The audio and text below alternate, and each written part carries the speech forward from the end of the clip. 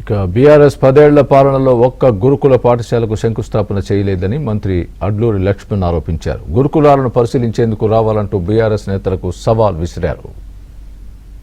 చలో time date fix చేయి. 33 జిల్లాల పూట కరీంనగర్ జిల్లా నుంచి మొదలు పెడదామా,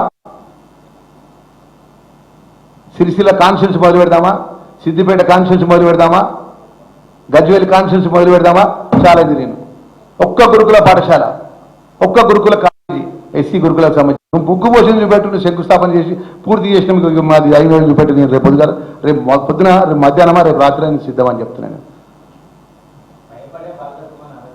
లోపల యంగ్ ఇంటిగ్రేటెడ్ స్కూల్స్ 119 నియోజకవర్గంలో పట్ల సుమారు 40% అంటే సుమారు 40 నుంచి 60 నియోజకవర్గంలో పట్ల యంగ్ ఇంటిగ్రేటెడ్ స్కూల్స్ శంకుస్థాపన జరిగింది. పనులు చలో టైం డేట్ ఫిక్స్ చేయి.